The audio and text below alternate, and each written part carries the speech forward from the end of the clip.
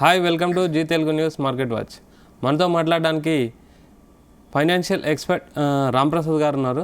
ఇప్పుడు రాంప్రసాద్ గారు అయితే ట్యాగ్ లైన్ చేంజ్ అయింది. ఇంతకుముందు ₹1 రాంప్రసాద్ అనేవారు, ఇప్పుడు పైసల ముచ్చట్ల రాంప్రసాద్ అంటున్నారు. సార్ రీసెంట్గా బుక్ రిలీజ్ చేశాడు. Congrats sir. మీ బుక్ అమెజాన్లో టాప్ 3లో ట్రెండింగ్లో ఉంది. అంటే మంచి రివ్యూస్ వచ్చాయి, అంటే మంచి అది అమ్మడం కూడా జరుగుతుందని విన్నాను. సార్, యాక్చువల్గా ఇప్పుడు మీకు బుక్ రాయడం అనేది ఒక టైం టేకింగ్ ప్రాసెస్. మీకు ఇప్పుడు బుక్ రాసి బుక్ ద్వారా సంపాదించాలనే అవసరము లేదు, మీరు ఆల్రెడీ సెటిల్డ్. కానీ ఇది బుక్ రాయడం వెనుక అసలు కారణం ఏంటి సార్? అంటే మీరు మీ థాట్ ఎందుకు వచ్చింది, అది రాయాలని ఎందుకు అనిపించింది, మీరు దాన్ని ఎట్లా ఇంప్లిమెంట్ చేశారు?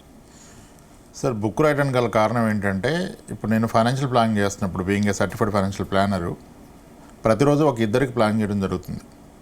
ప్రతిరోజు ఇద్దరికి ప్లానింగ్ చేస్తాం. ఇది గత కొన్ని నెలలుగా చేస్తున్నాం. అయితే ఇప్పుడు ఈ షెడ్యూల్ చేయడానికి చాలామంది వెయిటింగ్లో ఉండాల్సి వస్తుంది. ఓకే, కొందరు కోపం వస్తుంది. అంటే ప్రాక్టికల్ ఛాలెంజ్ అది. ఇప్పుడు నేనేం చేయలేను కదా. ఇప్పుడు యాజ్ అండ్ టుడే ఇప్పుడు మా ఆఫీస్కి ఫోన్ చేసి అపాయింట్మెంట్ గురించి అడిగితే ఏప్రిల్ లాస్ట్ వీక్ ఏమో అపాయింట్మెంట్ అవైలబుల్ ఉంది. చాలా ఇబ్బందికర విషయం. కొంతమంది ఏమన్నారు, చాలా అర్జెంట్ సార్, ఒకటే విషయం మాట్లాడాలి మీతో అంటారు. అది మేబీ హోమ్ లోన్ గురించి కావచ్చు, ఏదైనా అదర్ షూరిటీ ఇచ్చిన కాంప్లికేషన్ వచ్చిన ఇష్యూ కావచ్చు, ఎడ్యుకేషన్ గురించి కానీ, ఒక ఇన్వెస్ట్మెంట్ గురించి కానీ ఇలా రోజుకి ఒక 80 నుంచి 120 కాల్స్ వస్తాయి. ఓకే, మా ఆఫీస్కి కానీ నాకు కానీ. సో వీళ్ళందరినీ అడ్రస్ చేయడం మన వల్ల అవ్వదు. అలా అని ఫైనాన్షియల్ ప్లానింగ్ రోజుకి ఇద్దరికి మించి మనం చేయలేం. ఒక వ్యక్తితో ఫైనాన్షియల్ ప్లానింగ్ అంటే మనం పూర్తిగా అతని మీద అవగాహన తెచ్చుకోవాలి. తల్లిదండ్రులు ఏంటి, అత్తమామలు ఏంటి, వాళ్ళకున్న హెల్త్ కండిషన్ ఏంటి, అసెట్స్ ఏంటి, ఇన్కమ్ ఏంటి, లయబిలిటీస్ ఏంటి, ఆయన వృత్తిరీత్యా ఏం చేస్తున్నాడు, ఆయన కెరీర్లో ఎదుగుదల ఉందా లేదా, పిల్లల వయసు ఎంత, అవసరపడే అమౌంట్ ఎంత అని. సో కాబట్టి రోజుకి ఇద్దరికి మించి కలలేం. మరి ఎలా అయితే నన్ను కలవదలుచుకున్నాను, నా జీవితకాలంలో కూడా కలలేను కదా అందరినీ. సో వాటన్నిటికీ సమాధానం చెప్పే ప్రయత్నంగా వాళ్ళు నన్ను ప్రత్యేకించి అడిగే ప్రశ్నలో ప్రతి ప్రశ్నకి సమాధానం దొరకాలని ఈ బుక్ రాయటం జరిగింది. దీనికి ఒక 1.5 year టైం పట్టింది. అయితే దీనికి మేజర్గా హెల్ప్ అయింది ఏంటంటే, నేను ఎవ్రీ వీకు నమస్తే తెలంగాణలో సండే బుక్ ఉంటుంది, బతుకమ్మ బుక్. ఓకే, దాంట్లో సేమ్ కాలం రాస్తాను, పైసల ముచ్చట్లో కాలం నేనే రాస్తాను. ఓకే. సో అక్కడ నుంచి రాసిన ఆర్టికల్స్ కొన్ని కలిపి కొన్ని ఎడిషనల్గా జోడించి మన అనుభవాలని, కస్టమర్లు ఎక్కువగా అడిగే క్వశ్చన్స్ని, అంటే ఫైనాన్స్ పరంగా కస్టమర్కి ఎటువంటి సందేహం వచ్చినా ఈ బుక్లో దానికి అట్లీస్ట్ కొంతమేరకన్నా ఉపయోగపడే సమాచారం దొరకాలని చెప్పి బుక్ రాయడం జరిగింది. ఇప్పుడు ఈ బుక్లో ఒక 173 pages, చాలా టాపిక్స్ ఉన్నాయి. ఈ టాపిక్స్ అన్ని నేను ఒక వ్యక్తితో కూర్చొని చర్చించాలంటే రోజు పైన పడుతుంది. సార్, అంటే ఇప్పుడు స్టాక్ మార్కెట్ కానీ ఫైనాన్షియల్ సంబంధించి కానీ చాలా బుక్స్ ఉన్నాయి. మీ బుక్ ఎందుకు చదవాలి సార్? అది చదివిన వాళ్ళు చెప్పాలి. ఎందుకంటే ఇప్పుడు చాలామంది ఉన్నారు, నాకెందుకు 3 months వెయిటింగ్గా ఉంటున్నారు ఫైనాన్షియల్ ప్లానింగ్. ఈ విషయం చాలామంది తెలుసు, ట్రై చేశారు అపాయింట్మెంట్ కోసం. సో దానికి సమాధానం ఇచ్చే ప్రయత్నం చేశాను. ఇప్పుడు ఎలాగో బుక్ని, ఇప్పుడు బుక్ మనకు చదివిన వాళ్ళు ఇచ్చే ఫీడ్బ్యాక్ నుంచి ముందుకు వెళ్తుంది, కానీ మనం బుక్స్ అమ్మలేం. ఫీడ్బ్యాక్ అయితే నేను చూస్తున్నాను, చాలా మంచి రివ్యూస్ ఉన్నాయి. రానివ్వండి, అది డెఫినెట్గా అది హెల్ప్ అయితే తప్ప ముందుకు వెళ్ళదు, అది హెల్ప్ అయితే తప్ప. సో కాబట్టి మన అనుభవం పరంగా, అంటే నేను ఆథర్ కాదు బేసిక్గా, నేను ఫైనాన్షియల్ ప్లానర్. ఓకే. సో ఎంతోమంది క్లయింట్స్ని కలిసి అక్కడి నుంచి అర్థం చేసుకుంది, నేర్చుకుంది ఈ బుక్లో రాసాం. బుక్ రాయడానికి ఆథర్ వేరు, నేను ప్రాక్టీసింగ్ కదా, నేను ఆన్ ఫీల్డ్ ఉన్నాను.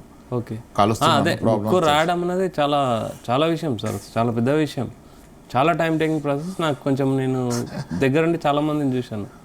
అంటే మీరు ఎలా టైం తీసుకున్నారు, అసలు ఇందులో మీరు జనాలకి ఏమి ఇవ్వదలుచుకున్నారు సార్? అదే సార్, వాళ్ళ జీవితకాలంలో వాళ్ళకి వచ్చే సందేహాలు ఫైనాన్స్ పరంగా, ఇల్లు కొనాలి, ఎప్పుడు కొనాలి, ఎంతలో కొనాలి, ఏ బ్యాంకులో లోన్ తీసుకోవాలి, రుణాలు ఎలా తీసుకోవాలి, దాంట్లో కాంప్లికేషన్ వస్తే ఏంటి, సివిల్ ఏంటి, ఎలిజిబిలిటీ ఏంటి, అపార్ట్మెంట్ కొనాలా, ఇండిపెండెంట్ హౌస్ కొనాలా, పిల్లల చదువులకి ఎలా ప్లాన్ చేయాలి, పెళ్ళిళ్ళకి ఎలా ప్లాన్ చేయాలి, కారు ఎప్పుడు కొనాలి, కారు కొంటే ఎంత బడ్జెట్లో కొనాలి, ఓకే, ఆరోగ్య బీమా తీసుకోవాలి, లైఫ్ ఇన్సూరెన్స్ తీసుకోవాలి, ఎంత తీసుకోవాలి, ఎక్కడ తీసుకోవాలి, ఎవరి ద్వారా తీసుకోవాలి, అలా ప్రతిదీ.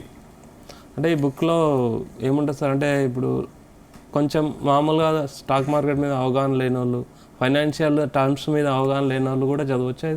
ఇది పర్సనల్ ఫైనాన్స్ బుక్ అండి, అసలు స్టాక్ మార్కెట్ అనే ప్రశ్నే లేదు దాంట్లో.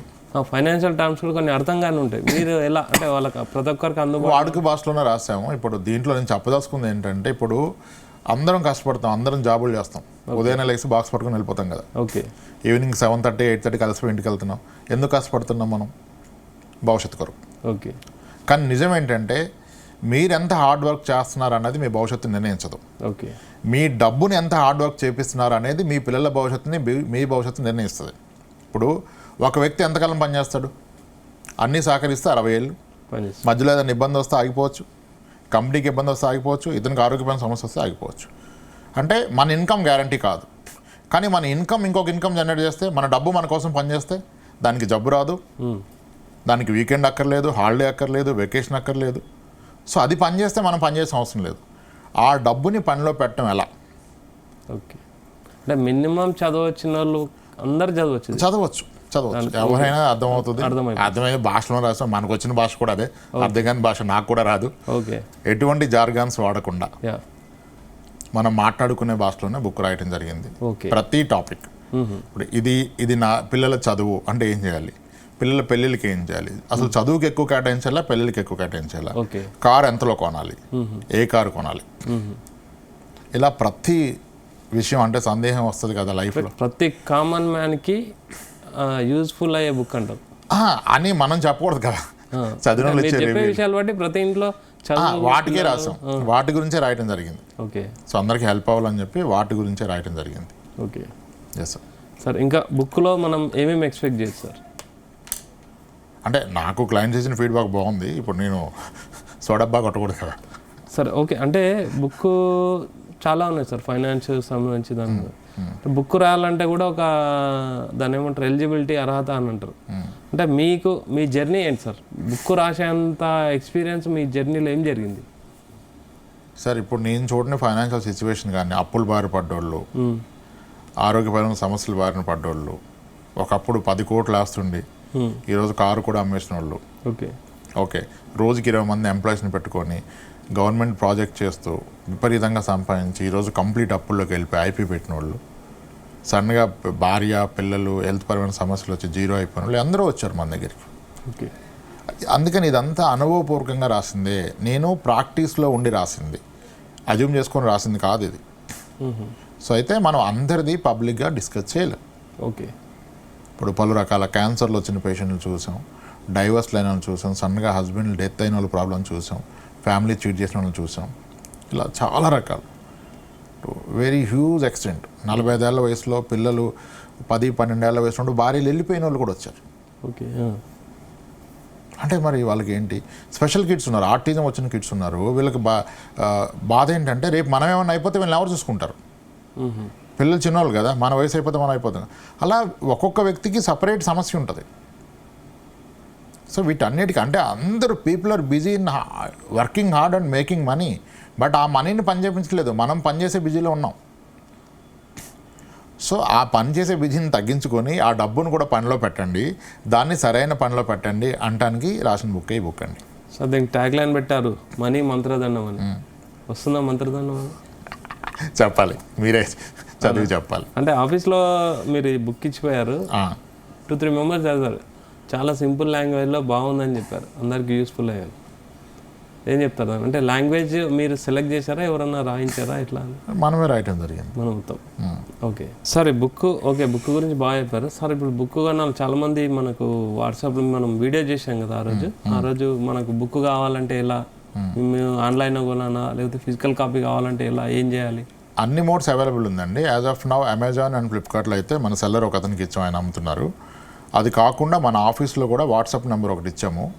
ఆ వాట్సాప్ నెంబర్కి పింగ్ చేస్తే ఆఫీస్ నుంచి మనం ఆన్లైన్లో ఉన్న ధరకన్నా తక్కువ ధరలో పంపిస్తున్నాం బుక్ పోస్ట్ ద్వారా. ఓకే సార్, మరి మీరు మా జీ తెలుగుకి వచ్చారు, జీ తెలుగు ప్రేక్షకులు చాలామంది చూస్తారు సార్, జీ తెలుగు ప్రేక్షకుల కోసం ఏమైనా డిస్కౌంట్లు ఉంటాయి? డెఫినెట్గా నేను ఒక వాట్సాప్ నెంబర్ ఇస్తాను, మీరు అవకాశం ఉంటే అది డిస్ప్లే చేయండి. ఆ నెంబర్కి ఎవరు పింగ్ చేసి జీ తెలుగు అని పెట్టినా, జీ అని పెడితే కనుక, జీ అని పెడితే మనం డిస్కౌంట్ ప్రైస్లో ఇద్దాం. జీ అని టైప్ చేస్తే, జీ తెలుగు కానీ జీ కానీ టైప్ చేస్తే మా ఆఫీస్ నుంచి ఆ వాట్సాప్ నెంబర్ పింగ్ చేయగానే వాళ్ళకి స్పెషల్ ప్రైస్ ఇస్తారు. ఆ ప్రైస్లో మనం బుక్ పంపిద్దాం బుక్ పోస్ట్ ద్వారా. ఓకే, ఓవరాల్గా బుక్లో ఫైనల్గా ఏముంటుంది క్లుప్తంగా అయిపోతుంది? మీ జీవితంలో వచ్చే ప్రతి ఆర్థిక సందిగ్ధానికి, సమస్యకి ఒక సమాధానం దొరుకుతుందని నేను నమ్ముతున్నాను. ఓకే, అది చదివిన వ్యక్తులు చెప్తే బాగుంటుంది. ఓకే, అది తెలుస్తుంది కదా అందరికీ చదివాక. Okay, okay, thank you very much sir. మీ బుక్ చాలా అమ్ముడుపోవాలని, చాలా రీచ్ అవ్వాలని ఫస్ట్ ఆఫ్ ఆల్ ఇది కామన్ మ్యాన్కి యూస్ఫుల్ అవ్వాలని మీ మోటో ఏదైతే ఉందో, మీరు డబ్బుల కోసం రాలేదని అర్థమైపోతుంది. మీ మోటో ఉంది కదా, కామన్ మ్యాన్కి రీచ్ అవ్వాలి ప్రతి ఒక్కటి, నా ఇన్నర్ వ్యూ అనేది అది రీచ్ అవ్వాలని అనుకుంటున్నాను sir. Thank you sir Ravi garu. Keep watching Zee Telugu news.